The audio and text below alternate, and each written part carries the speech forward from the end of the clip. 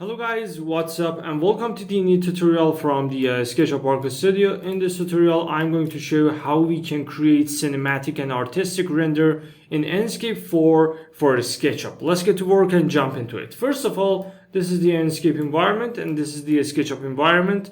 I created some scene which name is number 1 before this tutorial. So if I click on it, you can see all the setting will be back to the main render which we have in our scene in here. So I'm going to maximize Enscape in here, press F, and I want to edit camera number 1 in here. Which type of options and elements need to be edited? I think lighting is really important. So I try to work with some position, azimuth and altitude. So I prefer to reduce azimuth to some number about 166 degree, and altitude can be played with it to see what really happened inside our project. So some number like 6.9 or maybe 7 degree or maybe 6 degree can be create these type of artistic renders. So I'm going to press save in here, camera number 1, save frame is on, and now time for rendering and creating some magic in Enscape. Click on the visual setting in here, move your visual setting preset to the left side to see what really happened inside Enscape. Try to reduce field of view as you can to create some cinematic angle and shape for your project. So some number about 37 is enough for me. I can increase exposure as I can to make my render more brighter. For example, 61% is enough. If I turn on the depth of field, turn off the autofocus and play with the focal point, I can see some changes in my focusing. I can focus on this books, candle, camera, or paint bucket. I prefer to focus on the camera and cup in here. So 1.81 is enough. But depth of field parameter is about 9% or maybe 6%. Something like this. Outline is not really useful in here. So I'm going to jump into the image bar, turn on the auto contrast.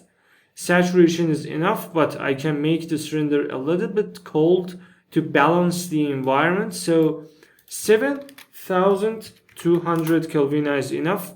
Motion blur is 0.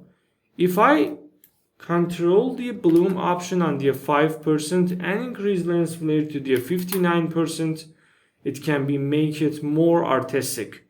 Vignette can be increased to the 40%. Chromatic aberration is 0.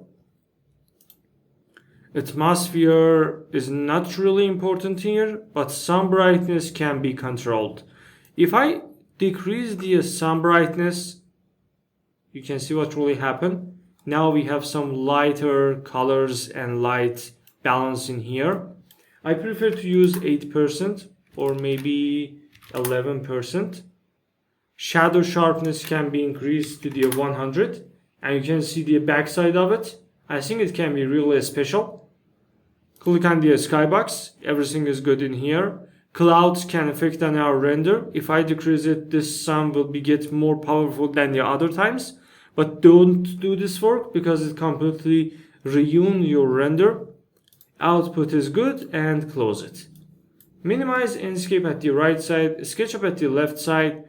So click on the Enscape material editor. Click on the plaster number 6 in here and reduce the height map of it a little bit. For example, 92.6 is enough. I want to turn on the image fade, so I need to reduce it. In the Enscape, if you want to see the effect of image fade, you need to reduce the number of it. It's about 100%. 91% is enough, and tint color can be show itself. If I decrease it, you can see texture will be faded out and the color will be covered. I want some image fade about 46.9%. Intensity of it is about 79.6, and everything is done. Roughness is not really useful. Go to the dim gray in here. Dim gray is the table's texture. If I increase the roughness, look at the reflection of this camera. If I increase the roughness, the reflection will be faded out and only we can see some rays on our surfaces. I think this one is more realistic. So try to hold it on some number about 32.6. Metallica is good, specular is good. So now I'm going to close it in here, maximize Enscape, time for the rendering, click on the screenshot in this place, save it on my pictures and press save. As you can see, we created this cinematic and artistic render, I think under than 6 minutes. I hope you enjoyed this video, guys. If this tutorial is useful for you, please like and subscribe our YouTube channel. Thanks for your time, thanks for your watching, and this is the final result. I hope you enjoy it, and goodbye.